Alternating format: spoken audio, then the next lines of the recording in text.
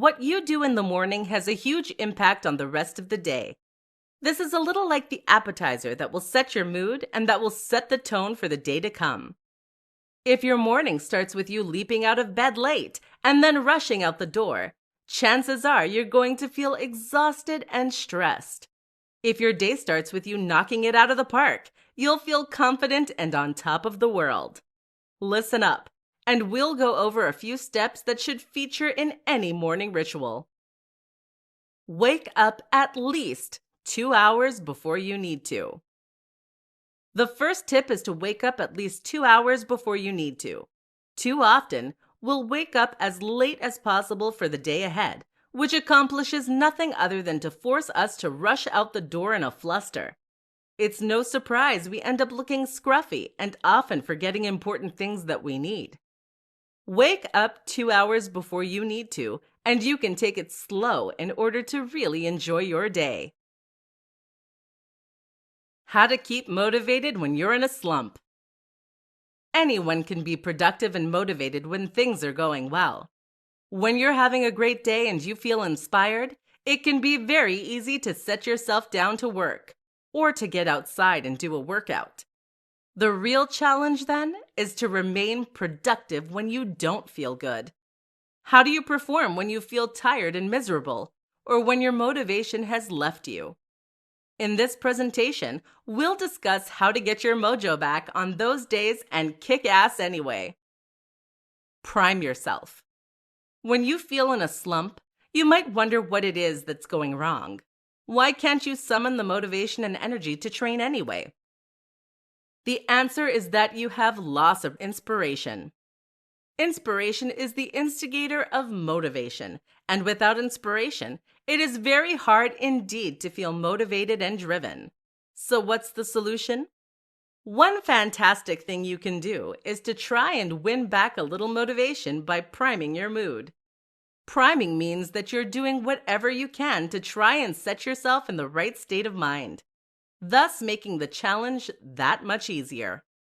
So for example, if you're trying to find the drive to work out, then a solution might be to watch some training motivation. How about the training montage from Rocky? Likewise, if you're trying to set yourself down for a day of work on a project, how about taking a look at an example of a project that you really admire? A perfect example of the kind of thing you want to achieve. Set rewards. Another tip is to set yourself rewards. That means that you create targets to meet, and then you reward yourself only when you achieve those things. For example, you might say that you'll make yourself a cup of tea once you've answered X number of emails, or once you've written Y number of words. This is instead of giving yourself the reward first, which just ends up taking time and setting you back. By using those things as rewards, you create a goal to work toward. Often, you'll end up putting off the reward for longer once you've begun being productive. Take a break. You know what, though? If you really feel exhausted, then it might actually be better to just give yourself the break. No one can be productive and driven all of the time. How to power through sticking points in tasks. There is a point in any task, any goal, and any challenge where things suddenly get harder. Runners call this the wall. It's the point at which we run out of disposable energy. It is the point at which we become tired, but where there is still too long to go for us to feel like the end is in sight. It's this point where most of us give up and quit. So the question is, how do you prevent that from happening to you? How do you power through those sticking points? Here are some of the best strategies you can employ today. Break it down. One of the biggest mistakes people make when working toward a large goal is to focus too much on the endpoint. That is to say that they focus on where they want to be in a year's time from now. While this might be inspiring, it is ultimately too distant and far off to have much of an immediate emotional impact. What you therefore need to do instead is to focus on the short term. Focus on the smallest next step you need to do and don't worry about the end goal. Focus on the fact that you have 16 miles still to run during a marathon and you'll feel defeated. Focus on completing just the next mile and you'll feel a lot better. Try non-reactivity. Navy SEALs use something called non-reactivity in order to power through moments of intense challenge. Likewise, distance swimmers refer to something known as a swim coma. Both these terms describe the same thing, the moment when you zone out and stop thinking about the nature of the challenge or your situation. Instead, you are now focused purely on the here and now. You aren't engaging, just silently executing the plan. This is tough to cultivate, but if you practice meditation, you may find you're able to reach this near meditative state more easily. Make it engaging. Another reason we often give up on tasks is that they become boring. This happens for many of us during work. The solution? Make it interesting. This is particularly useful for writers. Writer's block often comes from the fact that what you are writing is boring to you. If you can make it interesting, that will change. The neuroscience of motivation and self-discipline. If you want to stay motivated and disciplined, then there are countless videos out there that will provide you with useless platitudes and hacks. These sound great on paper, but they rarely get the job done. If they did, then no one would struggle with lack of motivation or procrastination. Instead of looking for a quick fix then, the best advice is to think deeply about the nature of your motivation and focus. What is the neuroscience behind your ability or inability to stay on task? In this presentation, we're going to explore the answers to that question. The neuroscience of focus. Motivation and focus largely comes down to a concept in psychology called attentional control, or executive attention. This refers to the conscious ability to redirect attention, which is handled by the executive control network in the brain. This is a network of brain regions that work together in order to help us stay focused. Specifically, the part of the network responsible for conscious control of attention is the part called the dorsal attention network. The ventral attention network, meanwhile, is the network of brain regions that react reflexively in order to redirect attention. That means responding to a loud noise or the sound of our name being called. Neurochemistry. So how does the brain know which task to switch to and when it's going to do that? The answer is neurochemistry, the production of brain chemicals that mark certain activities in the brain as important. And in this context, the most important chemical is dopamine. Dopamine is the reward hormone that is produced when we work towards something that we think will be rewarding. Dopamine is released, for instance, when we eat something tasty or play a computer game. So what is it about computer games that causes the release of dopamine? It's actually linked with doing well, which in turn means we're learning. This is the key to motivation and focus. The brain wants to learn and keep growing. That's why we love play. Thus, doing well at something we find moderately challenging is a reward in itself. This is why it's so hard to stay fixed on a task that we find boring. This requires huge amounts of willpower to use the ventral system to stay engaged.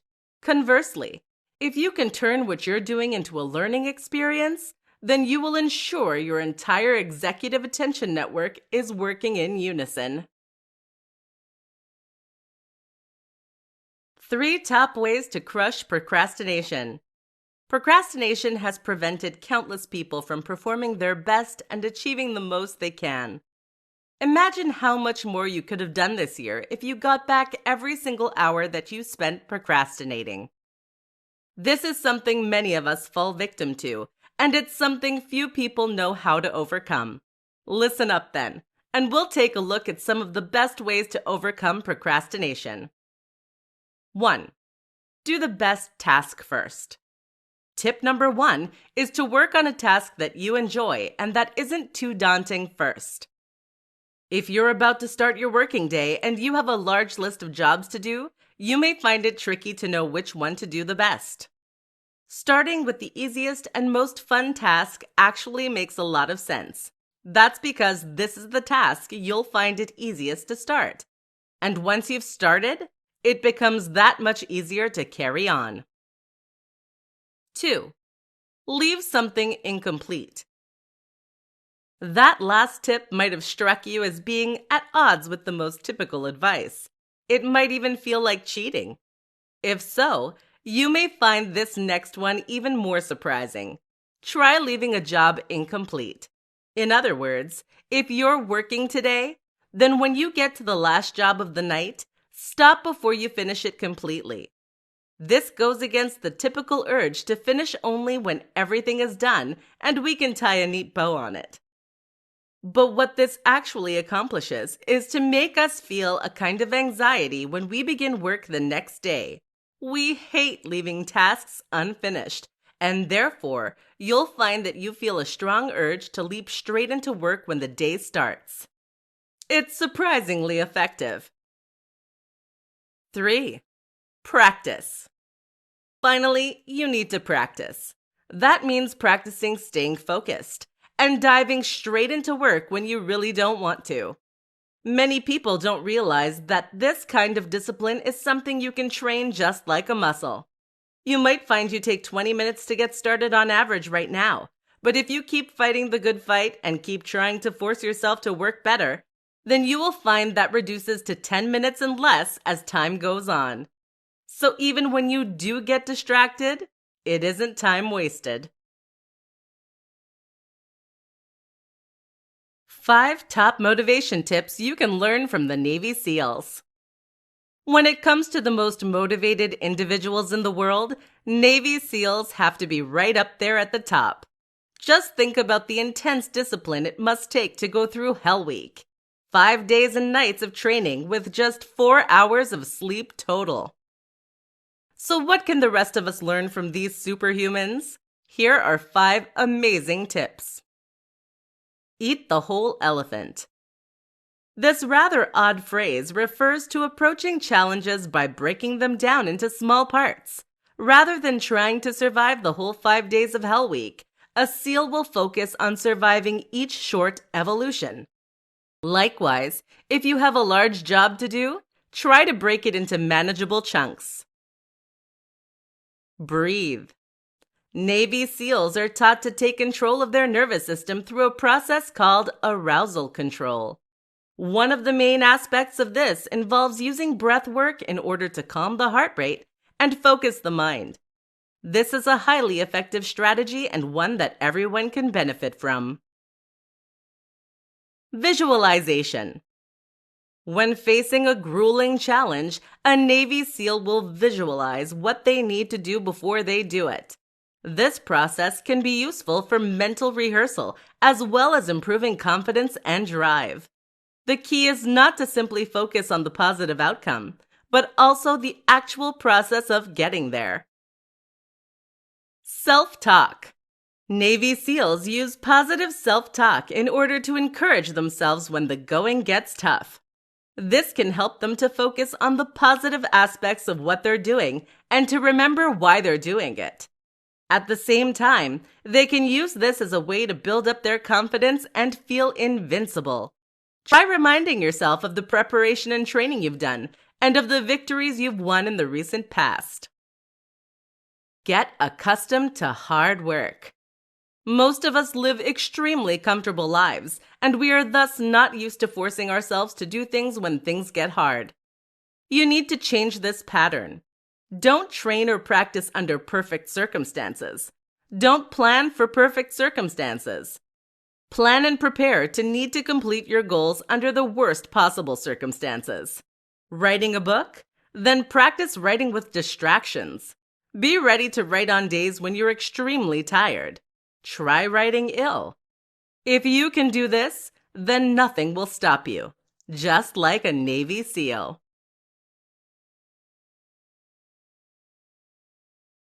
Do these 3 things for greater motivation. Struggling to summon the motivation and drive you need in order to get done? Finding yourself in a slump or a rut?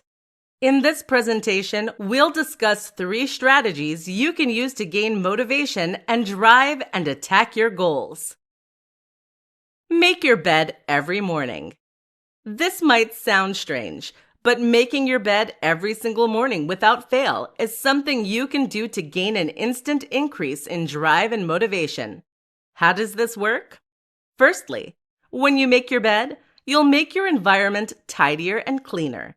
As a result, you'll find that it's that much easier to focus on the work you need to do without being distracted by your environment. At the same time, though, when you make your bed, you're forcing yourself to do something you probably don't want to do. This takes motivation and discipline. In other words, you're training your own ability to stay on task, which will in turn make it that much easier to do other things you need to do in the future. Create a motivation montage. All of us have scenes from movies, songs, quotes, and images that inspire us. These are things that somehow speak to us on a level that has a big impact on our emotions. What I'm going to suggest then is that you take these things and then edit them into an inspiring montage. Now, whenever you're feeling low on energy or motivation, whenever you're struggling to force yourself to do what needs to be done, you can refer to this compilation you've made and feel an immense sense of drive and motivation. Try yogic sleep. This is one that you likely won't have heard of, but it can be an immensely valuable tool in your arsenal. Essentially, we need to sleep in order to access our full motivation. Discipline and motivation take energy, and without sleep, you can't tap into that. If you're lacking sleep, then making yourself do important things will feel much harder. That's where yogic sleep comes in. This is a form of meditation that advocates claims can provide the same benefit as 2 hours of deep sleep in just 30 minutes. Whether this is true is up for debate, but it is certainly a powerful tool and one that you can use when you're low on recuperation. Give it a try and see what happens. How to build long-lasting motivation. There are countless tricks you can use to increase your motivation and discipline in the short term. These strategies work like a shot in the arm to jolt you awake and help you to stop procrastinating. But while these things might be useful hacks in the moment, they don't build lasting motivation and drive.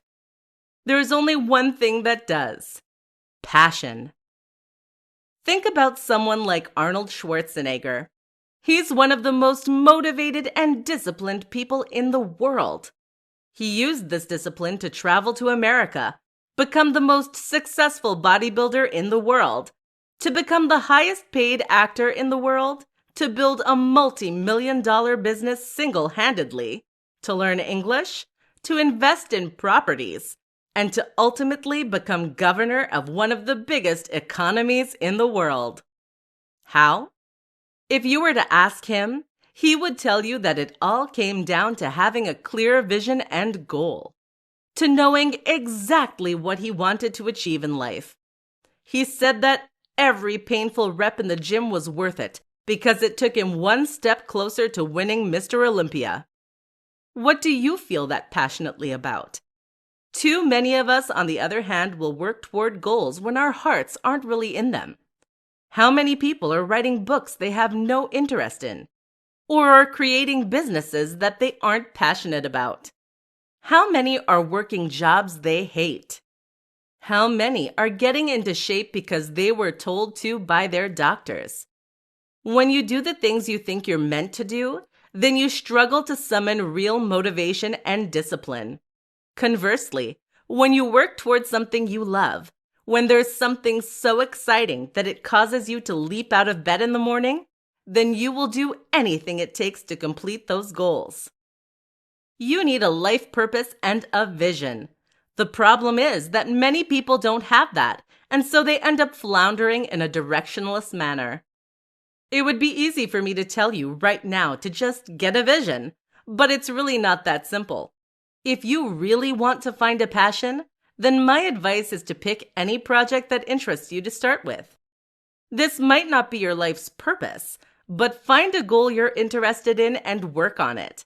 This will help to give you similar focus and structure, and it will help you to further explore what really does make you come alive. Everyone should be building something. How to create a morning ritual for great success in life.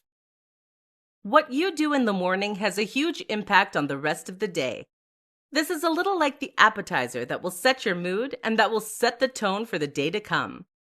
If your morning starts with you leaping out of bed late and then rushing out the door, chances are you're going to feel exhausted and stressed. If your day starts with you knocking it out of the park, you'll feel confident and on top of the world. Listen up, and we'll go over a few steps that should feature in any morning ritual. Wake up at least 2 hours before you need to. The first tip is to wake up at least 2 hours before you need to. Too often, we'll wake up as late as possible for the day ahead, which accomplishes nothing other than to force us to rush out the door in a fluster. It's no surprise we end up looking scruffy and often forgetting important things that we need. Wake up 2 hours before you need to, and you can take it slow in order to really enjoy your day. Pandiculate. Not heard the term? Pandiculation is what cats and dogs do when they wake up from sleep. It's a kind of stretch that involves contracting the muscles and then lengthening them. This helps to reconnect the body to the sensory motor cortex, thereby giving you back full control over your body. This is why animals don't need to stretch or warm up before going for a run, and it's highly invigorating. Work out. Nearly every highly successful individual will tell you that they train and work out before they start their day. This is a valuable strategy for building immense energy and a sense of accomplishment, and of course, it will improve your health. Don't have time? Don't worry. Just 5 minutes of training is enough to have benefit and get the blood pumping. You can do your full workout later. Cold shower. Taking a cold shower will increase adrenaline and testosterone. It will help to wake you up via the mammalian splash reflex, and it will train your discipline and motivation. It's not pleasant, but that's kind of the point. Meditate. Just as many highly successful people say they train first thing in the morning, even more of them claim to meditate. You should too. How to get into a flow state and stay there. A flow state is a concept that has been discovered by psychologists and researchers, and which has become almost mythical in status. For those not familiar with the term, a flow state is a state of total concentration and even euphoria. This occurs when we are so focused on a given task that we lose awareness of anything else going on. In the brain, this causes the prefrontal cortex to shut down and go quiet, while the parts of the brain responsible for focusing on our bodies and senses remains active. People achieve incredible things in this state, breaking athletic records, creating amazing works of art, and more. So how do you get there? The first and most important step is to ensure that the challenge level of what you're doing is just right. If something is too challenging such that you find it nearly impossible, you will find that you give up quickly and lose interest. But likewise, if it is too easy, then it will fail to stimulate you and you'll look for something more interesting too. The perfect task for achieving and staying in flow, then, is one that is difficult and engaging without being disheartening.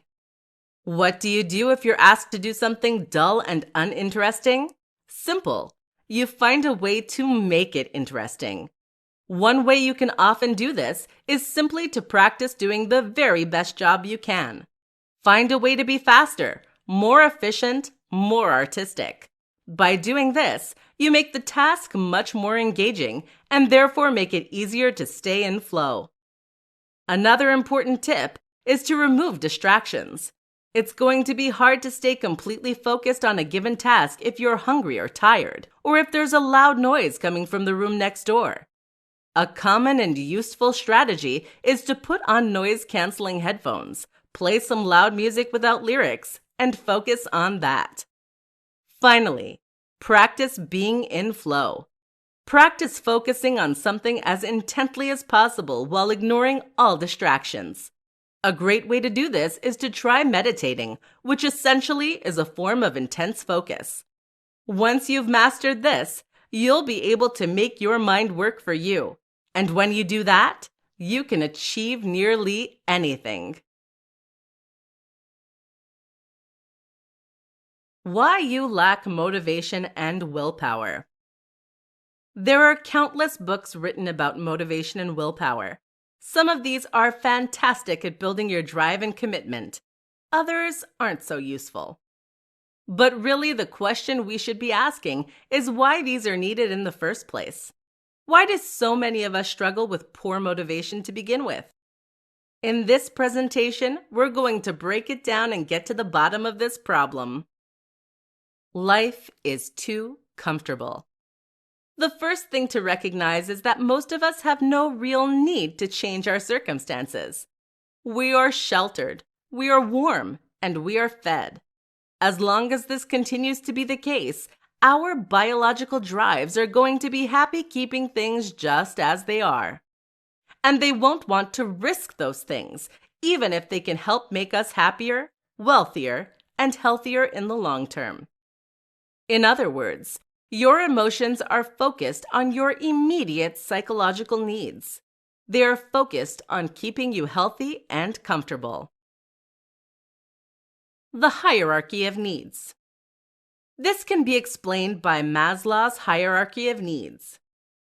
This is a psychological theory that looks at the specific drives that each of us experience. This is often portrayed as a pyramid with the most basic and fundamental requirements, food, water, shelter, at the bottom, and more aspirational and abstract concepts at the top, social acceptance, actualization. The items at the top of this pyramid are the things that bring us true happiness and a sense of real accomplishment. But the items at the bottom are our evolutionary imperatives. This is what our body is hardwired to seek most of all. Remember, when we were evolving, we did not have the constant access to food and shelter that we have today. Your body is always going to tell you that it needs to be warm and comfortable, rather than working hard to get things done. So how do you overcome this juxtaposition between what you need to do and what your body thinks you need to do? The answer is first to train to go against those primitive desires. We can train willpower, just like we can train muscles. Get used to working out when it's cold, being productive when it's late, and taking cold showers. Then you can do anything. The other is to make sure that your basic needs are fundamentally met. If you're overtired, you won't be able to work at your very best. Subscribe our channel, share this video your friends. Thanks for watching.